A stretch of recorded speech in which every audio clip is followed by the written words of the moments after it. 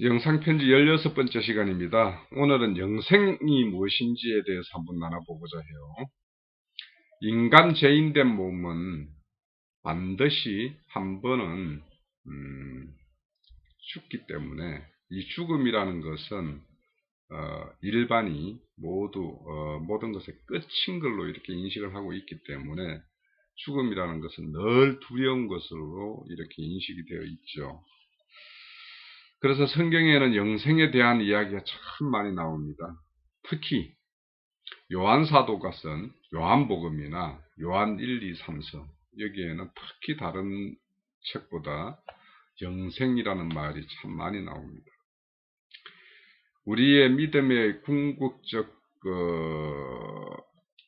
이루어질 일이 바로 영생인데요. 이 영생이 영원히 죽지 않는 그런 순수한 어떤 시간적인 개념이냐, 그걸로 국한되는 어떤 그런 일인 것인가, 아니면 영생이라는 것이 죄와 사망의 권세로부터 자유하게 되고 해방되는 그런 어떤 생명적 개념인가, 이런 거에 대해서 우리가 좀 인식을 바로 해야지 우리의 믿음의 결국인 우리의 구원의 내용이 어떤 것인지, 또 우리가 두려워하는 그 죽음이라는 것, 몸을 벗는 것이 실상은 어떤 것인지, 제가 앞 시간에 이 몸을 벗는 것에 대한 어떤 이야기가 언급되어 있기 때문에 그 반대로 우리가 영원히 산다라는 거 알고 있는 그 영생이 성경에서 정확하게 어떻게 말하고 있는지에 대해서 오늘 이제 알아보려고 합니다. 특히 누가복음에 보면 어떤 율법사가 일어나 예수를 시험하여 이르되, 선생님, 내가 무엇을 하여야 영생을 얻으리까? 라고 묻습니다. 이 율법사가 예수님을 시험하기 위해서 했다라고 하겠지만, 이 율법사도 영생에 대해서는 관심을 많이 가지고 있었던 것이죠. 그러니까 영생이라는 걸 들고 이제 예수님을 시험을 했겠죠. 그런데 예수께서 이러시되, 율법에 뭐라고 기록되었으며 내가 그것을 어떻게 읽었느냐라고 이제 묻죠. 그러니까 율법사가 대답하여 이르되, 내 마음을 다하며 목숨을 다하며 힘을 다하며 뜻을 다하여 주 너희 하나님을 사랑하고 또한 내 이웃을 내 자신과 같이 사랑하라 하였나이다 라고 대답을 해요. 이에 대해서 예수께서 이르실 때, 내 대답이 옳도다, 이를 행하라, 그러면 살리라고 했습니다.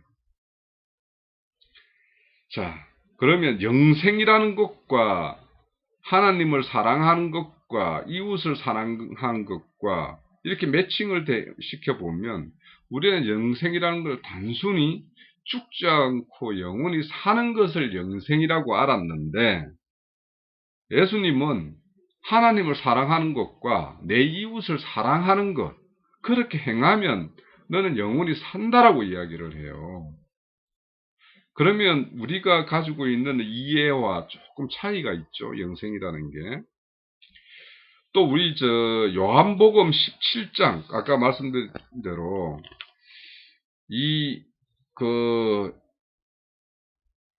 요한복음을 쓴 요한 형제님은 특히 영생에 대한 내용을 참 많이 언급을 하고 있습니다. 그래서 요한 1, 2, 3서에 걸쳐서도 많이 언급되고 있는데, 우리가 다들 많이 알고 있는 내용 중에 요한복음 17장 3절에 보면, 영생은 곧 유일하신 참 하나님과 그가 보내신 자 예수 그리스도를 아는 것이 영생이라고 이렇게 말씀하고 있어요. 여기도 또 이 영생을 우리가 이해하고 있는 어떤 시간적인 개념보다 유일하신 참 하나님과 그가 보내신 자 예수 그리스도를 아는 것이 영생이래요. 아는 그 상태가 영생이라는 것이죠. 그러면 우리가 생각해 볼 여지가 있죠. 영생이 무엇인지. 그러면 왜 성경은 이렇게 영생이라는 개념을, 물론 영생이라는 건 영원히 사는 시간적 개념이 있습니다. 그거는 우리가 인지하는, 우리 흘러가는 이 역사 속의 어떤 시간이라는 개념으로 보면 그 시간의 시작과 끝이 없는 그 영원한 거, 이것이 이제 영생이라고 이야기를 할 수 있겠죠. 그렇지만 이 영생이라는 거는 반대로 영멸이라는 말도 그것도 영원히 이루어지는 일이에요. 그러니까 이게 단순하게 시간적인 개념만 도입을 하면 이게 영생이라는 말의 의미가 우리가 이해하고 해야 할 부분과 성경에서 말하는 거와는 조금 괴리가 될 수 있어서, 그래서 오늘 이제 이 영생이라는 걸 한번 살펴보고자 합니다. 자, 그러면 앞서 말씀드린 대로 누가복음의 어떤 내용으로 보면 왜 하나님의 그 영생을 얻기 위해서 뭘 더 해야 하느냐라는 어떤 그 율법사의 질문에 주 너희 하나님과 내 이웃을 사랑하라고 했을까? 내 하나님을 사랑하고 내 이웃을 사랑하는 것은 이거 신명기 6장 5절과 레위기 19장 18절의 내용이 두 개가 딱 엎어서 합해져서 하나의 새로운 개념, 계명으로 우리에게 주어진 것이죠. 새로운 계명. 자, 우리가 하나님을 사랑한다라는 거, 그거 우리가 그래 하나님 사랑합시다 한다고 해서 사랑이 되는 일인가요? 네, 마찬가지로 이웃을 사랑하는 문제도 우리가 이웃을 사랑합시다 라고 말한다고 해서 사랑이 되는 일이냐. 또 주님이 사랑하라 한 이 사랑이 우리가 흔히 알고 있는 세상에서 우리 사랑이라고 말하는 그런 의미의 사랑과 동일한 어떤 그런 사랑인가, 이것도 한번 또 알아봐야 돼요. 자, 또 여기에서 사랑하는데 전제가 뭐냐면 내 마음을 다하고 목숨을 다하고 힘을 다하고 뜻을 다하고 이렇게 사랑하라고 그래요. 마음을 다하고 목숨을 다하고 힘을 다하고 뜻을 다하는 이런 사랑은 어떤 사랑일까요? 한마디로 주님이 이 땅에 오셔서 우리에게 베풀어 줬던 그 사랑과 동일한 사랑 아니겠어요? 그런 사랑 아니면은 이런 어떤 여기에서 주님이 요구한 그 사랑이 있을 수가 있나요? 세상에서? 뜻을 똑같이 하고, 그래서 내 마음과 어떤 내 목숨을 다 내어드릴 수 있는 이런 사랑. 이런 사랑은, 이 사랑이란 자체는 사랑이라는 것을 이런 사랑을 받아본 사람만이 이런 사랑을 할 수가 있어요.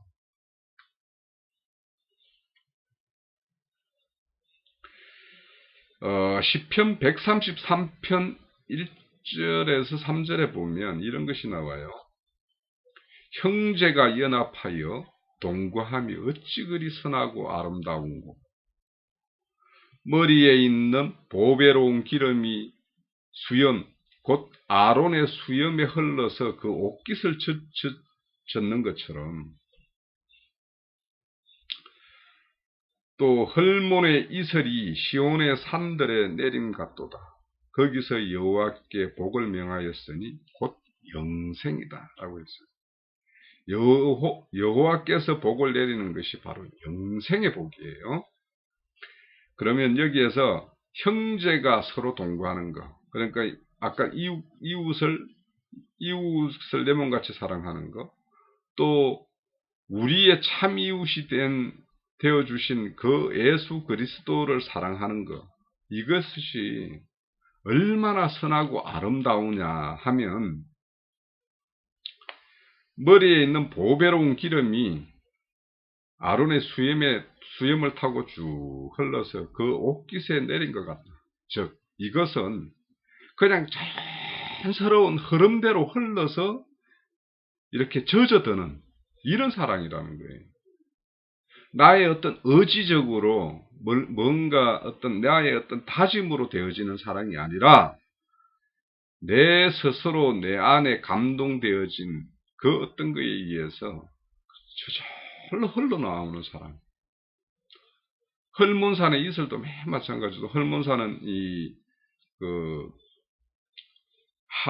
산 밑은, 봄이고 여름이지만 산 정상에는 항상 눈이 있는 이런 산인데 그 산에서 눈이 녹아서 그 물이 흘러 그 땅을 적시듯이 그것을 여기서는 이슬이라고 표현을 했는데 그런 것처럼 자연스럽게 즉 복의 근원과 영생의 근원이 되는 그 하나님으로부터 쭉 흘러서 어떤 우리보다 앞선 그 선진들의 어떤 그런 사람들을 통해서 우리에게 이렇게 전달되어 오고 했던 것처럼 이렇게 쭉 흘러서 이렇게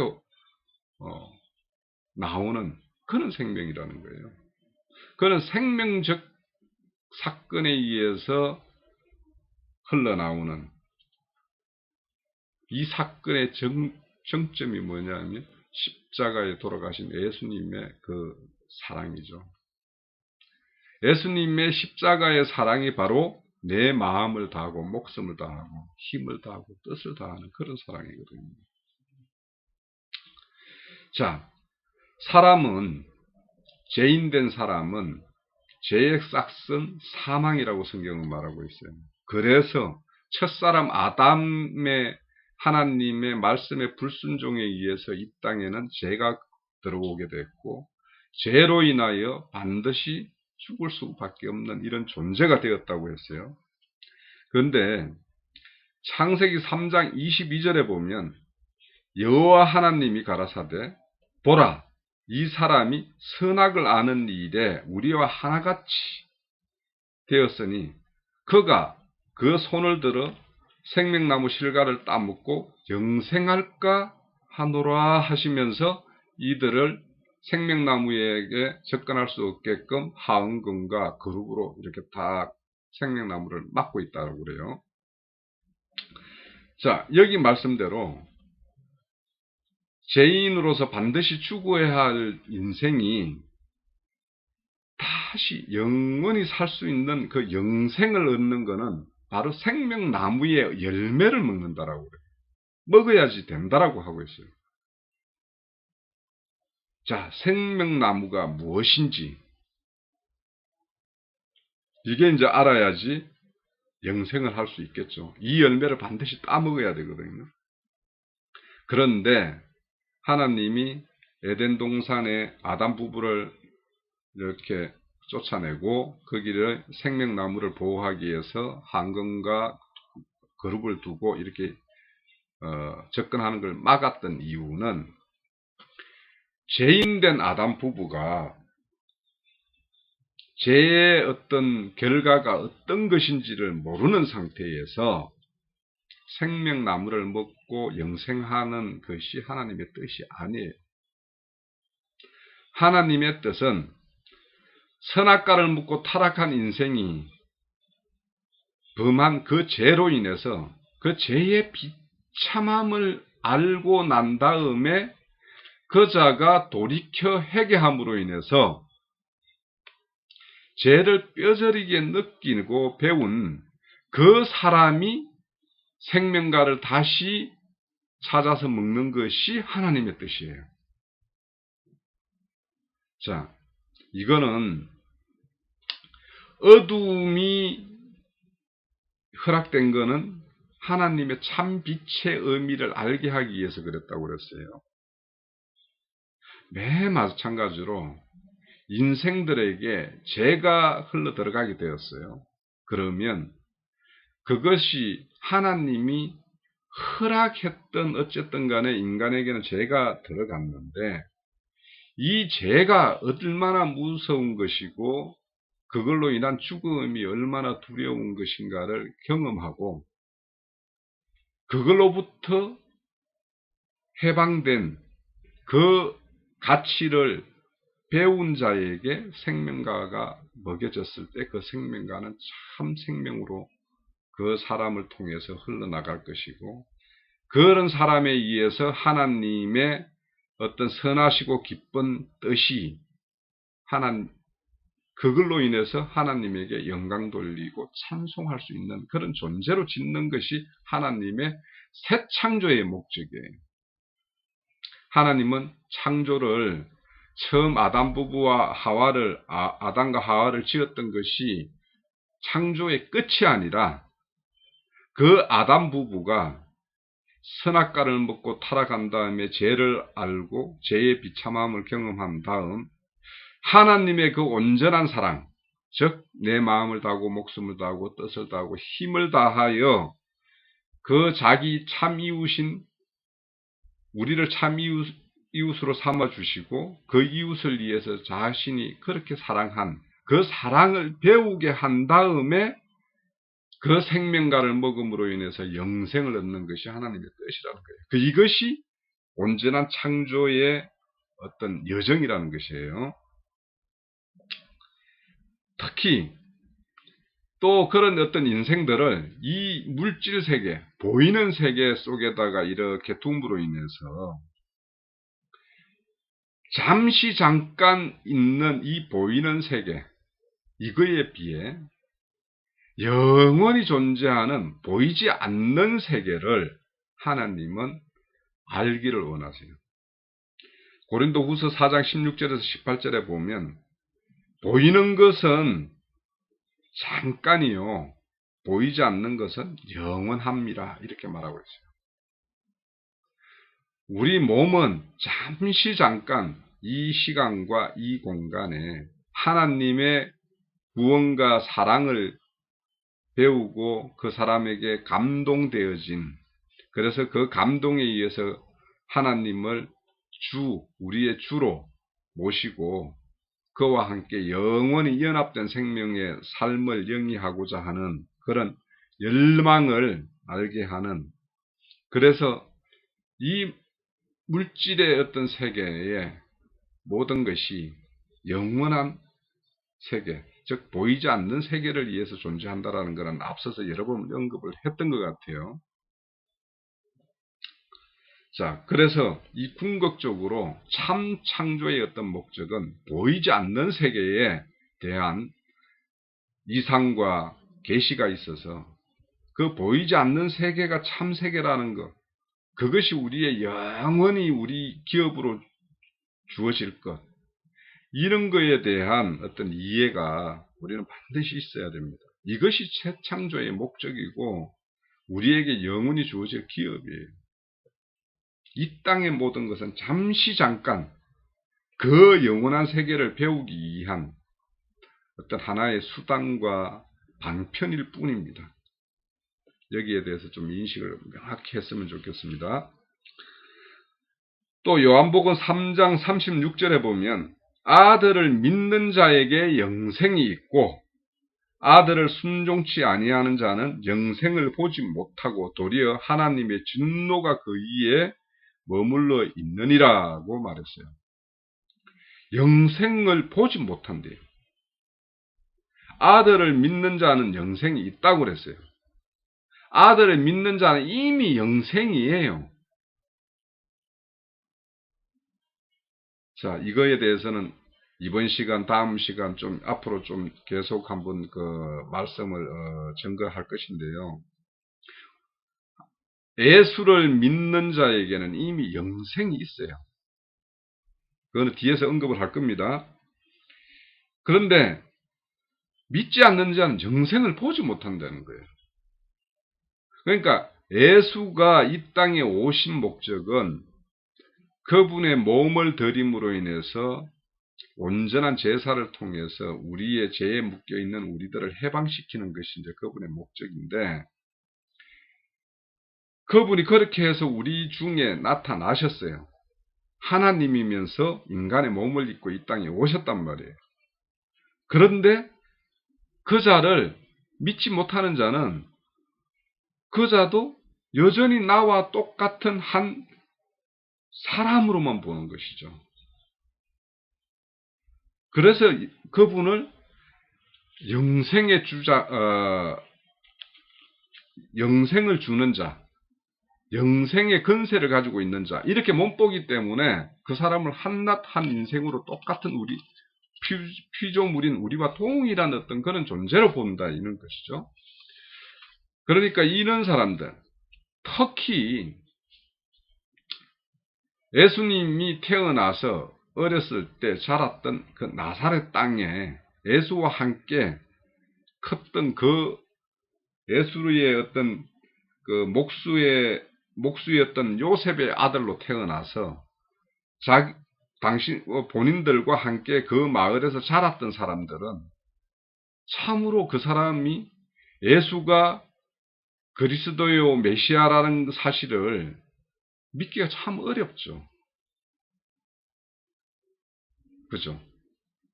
이미 그 사람들은 예수가 자신들과 동일하게 어린 시절, 유년 시절, 청년기 이렇게 같이 겪어왔단 말이죠. 그래서 성경에 보면은 예수가 그러잖아요. 자기 고향에서 한 명 받기 어렵더라고. 이거는 매일 마찬가지입니다. 저도 그럴 것 같습니다. 제가 어렸을 때 제 고향에서 뭐 행실이 어떠했는지 모르겠지만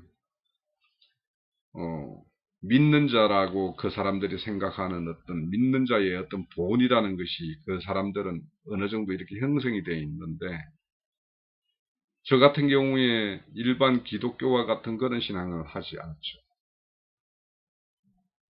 그러니까 그들의 어떤 그 모양, 예모를 취하는 어떤 그런 신앙을 하지 않지 않습니다. 그러다 보니 그 사람들은 저 친구 뭐 믿음 생활 한다더만 어떻게 뭐 하는 거는 예전이나 지금이나 뭐 별반 다를 것도 없네 이렇게 여기지 않겠어요? 그래서 그런 데 가서 제가 행동 거지를 좀 달리 할 필요도 있겠지만 그거를 그분들의 어떤 눈을 의식해서 그런 거를 뭐 또 다른 내 생각과 내 믿음과 또 다른 뭔가 행위를 내놓는다면 이것도 가식적인 행위가 될 수 있기 때문에 그게 바람직한가 이런 것도 한번 생각을 해보게 됩니다. 혹여 제가 고향 땅에 가서 말씀 증거하는 증거자로 이렇게 만약에 이렇게 행한다라면 더더욱 그들은 어렸을 때 나의 어떤 흠결이 있는 어떤 그런 과거의 모습들이 있었을 거 아닙니까? 그런 거 보면서 저 친구 뭐 이러지 않겠어요? 매일 마찬가지죠. 그런 것처럼 예수를 단순한 한 인간으로 보고 그래서 그분을 구원주로 알지 못하는 그런 사람들, 그래서 예수를 믿지 못하는 사람들은 영생을 보지 못한다라고 그래요. 예수를 영생이 있는 영생을 주는 자라고 이렇게 인식을 전혀 못한다는 것이죠. 또 요한복음 5장 39절에서 40절까지의 말씀을 보면 너희가 성경에 영생을 얻을 줄 생각하고 성경을 상고하거니와 이 성경이 곧 내게 대하여 증거하는 것이로다. 너희들이 성경 쪽에서 영생을 얻을 수 있을 걸로 생각하고 성경을 상고하고 성경을 연구하고 이렇게 하는데 성경은 다 나에 대해서 이야기하고 있다라고 예수님이 말하고 있는 거죠. 그러나 너희가 영생을 얻기 위하여 내게 오기를 원하지 아니하는도다. 영생이 누구라는 거예요? 예수님 본인이라는 거죠. 본인에게 와야지 영생을 얻죠. 믿음도 선물이라고 그랬고 했기 때문에 믿음이 주어지면 아들을 믿는 자에게 영생이 있다고 그랬죠, 앞에서. 그렇기 때문에 그 믿음은 선물이라고 그랬어요. 에베소서 2장에 보면 있죠. 그러면 그분에게 와야지 믿음을 선물 받고 믿음을 받음으로 인해서 아들을 믿는 믿음을 받음으로 인해서 자기에게 영생이 있게 되는 것이죠. 그런데 영생인 예수에게 나아가지 않는다라는 거예요. 한 사람으로 보고 있다라는 거죠. 얘들은 뭐냐면 지금 너희는 유대인과 바리새인과 서기관, 그 당시 예루살렘 성에서 자신들의 방식으로 하나님을 잘 섬긴다고 말하는 그런 종교 체계에 들어가 있는 그 자들이 예수를 영생의 주체로 보지 못한다는 거예요. 자, 앞서 말씀드린 대로 요한복음 17장 3절에는 유일하신 하나님과 그가 보낸 아들에 대해서 아는 것이 영생이라고 이야기했어요. 왜 아는 것이 영생이라고 할까요? 자, 우리가 하나님을 모르는 걸 죄라고 그러죠. 성경에서 가장 큰 죄는 피조된 인생들, 그들이 있게 하신 분이 하나님이죠. 그런데 있게 하신 그분을 모르는 것이 있게 하신 그분으로 보면 가장 괘씸한 거죠. 맞죠? 그래서 하나님으로부터 그들을 죄인이라고 말하는 거예요. 그런데 죄의 싹은 사망이죠.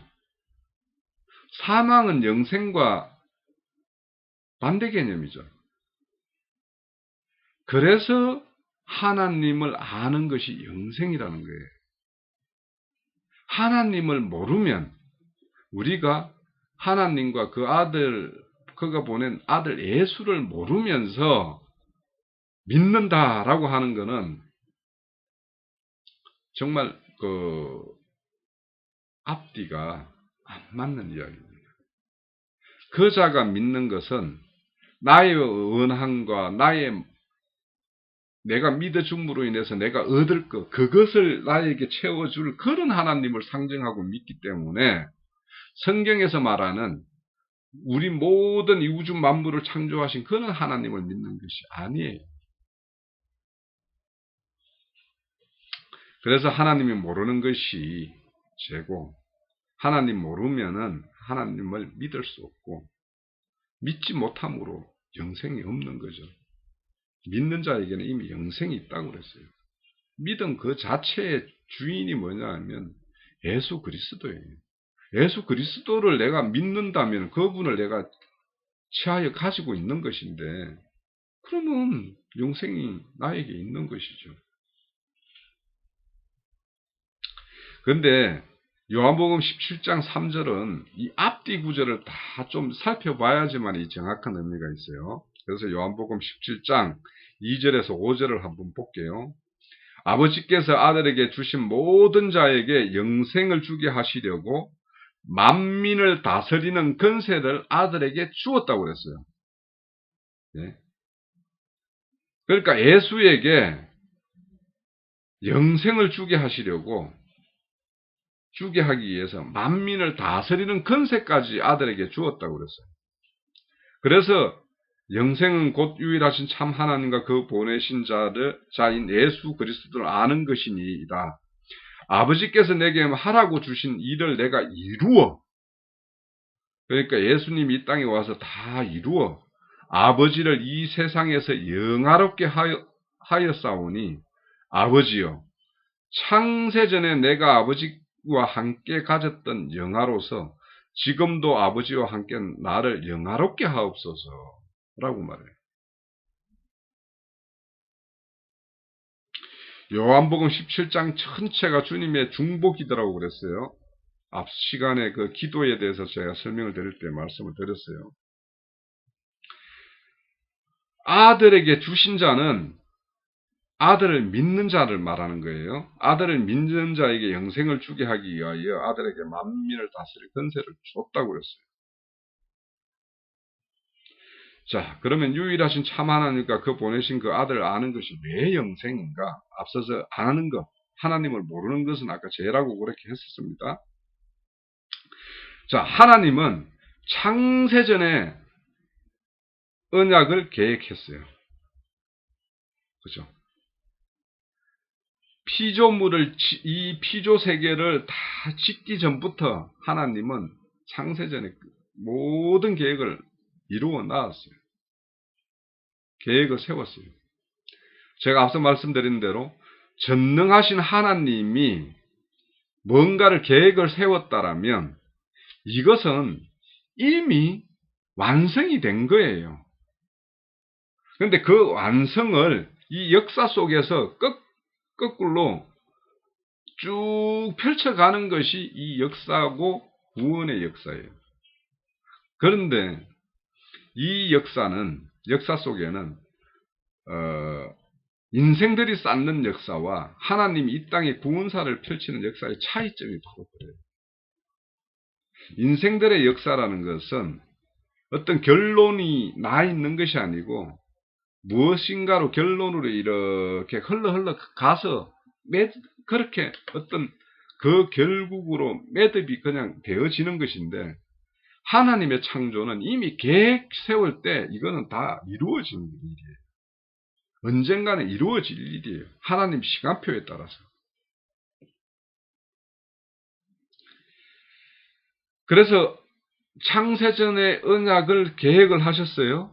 그런데 그분 예수 그리스도는 그 언약 계획에 따라 하나님의 시간표에 따라 그 언약을 성취할 자로 이 땅에 오셨어요.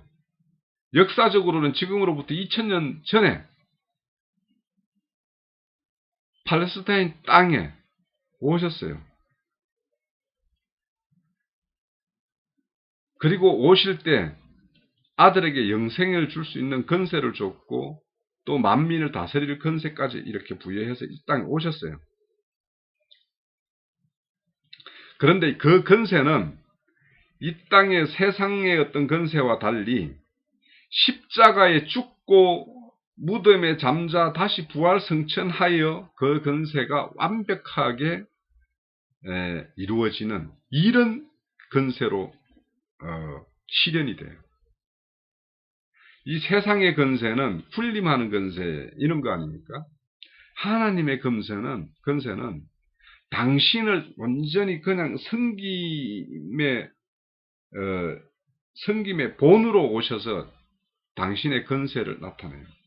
그런데 그 권세는 선하기 때문에 그 앞에 그분의 행사 앞에서 악한 것이 다 드러나는 것이죠.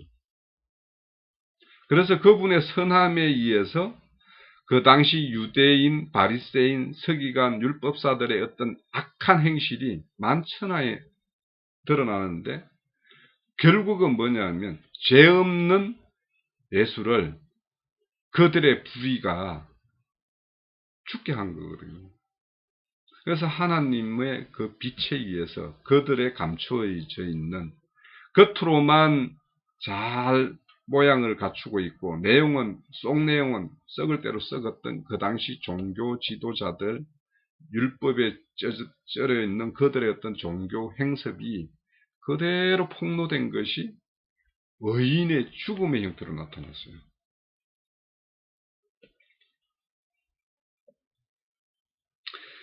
앞서 말씀드린 대로 십자가에서 자기 자신을 드림으로 인해서 아들에게 영생을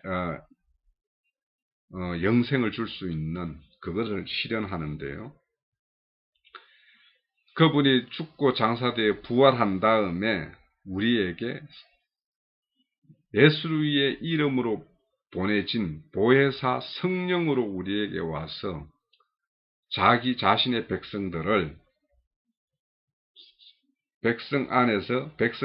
성전 삼아서 그 안에 내주하면서 그 백성을 하나님의 온당한 백성으로, 온당한 아들로 지어가는 작업을 하고 계시는 거예요. 그러니까 예수의 몸으로 오셔서는 우리의 죄 없게 하심, 즉 우리의 죄 없는 씻으심의 작업을 했다면 성령이 오셔서 하나님의 아들도 만드는 작업을 하기 때문에 성령의 일이 더 큰 일을 한다라고 말하고 있어요. 하나님의 구원은 죄 없게 하는 것이 목적이 아니에요. 죄 없게 한 다음에 온전히 아들로서 하나님의 생명을 그 아들에게 주어서 그들이 하나님 아들 되게 하는 것이, 이것이 온전한 구원이에요. 그것이 영생이에요. 하나님은 영생이죠. 그분은 시작과 끝이 없어요. 그분에게는 시간이라는 개념이 없어요. 그분의 세계는 온전한 그분의 실상의 세계에는. 그런데 거기에 참여하는 아들들에게도 그는 실상의 모습으로 구현이 되어야 하잖아요. 그렇게 하기 위해서는 그 아들에게, 우리 피조된 인간에게 하나님의 생명, 시작도 끝도 없는 그 생명을 우리에게 넣어서 우리를 그런 아들 되게 만드는 작업을 하는 것이 새 창조의 사역이에요.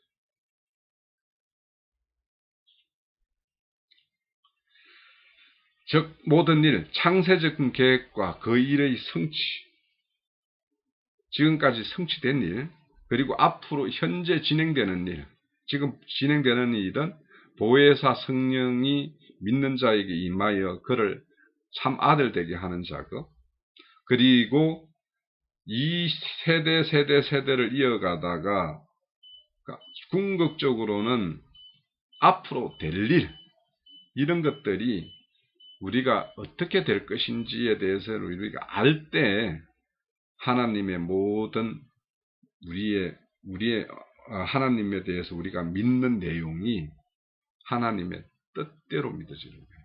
합당하게 믿는 거예요. 그렇지 않으면 우리에게 이 땅에서 유익을 구하기에 익숙한 그런 하나님을 믿기 때문에 그것은 하나님에 대한 모독이고, 그것이 바로 우상이 되어버려요. 하나님을 믿는다고 하지만 그들에게 있는 하나님은 우상의 하나님이 되어버려요. 그래서 우리가 하나님에 대해서 바른 이해, 바른 지식을 가지고 있는 것이 얼마나 중요한지, 이것이 결국에는 우리의 영생과 직결되는 것이에요.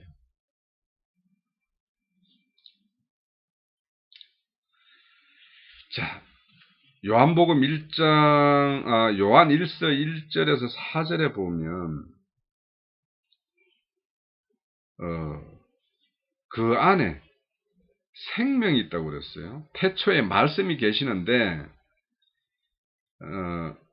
요한복음 1장 1절에서 4절이요. 태초에 말씀이 계시는데 이 말씀이 하나님과 함께 계셨고 이 말씀이 곧 하나님이라고 그랬어요. 그리고 그 4절에 보면 그 안에, 말씀 안에 생명이 있으니 이 생명은 사람들의 빛이라고 해요. 그러니까 생명은 어디에 있느냐?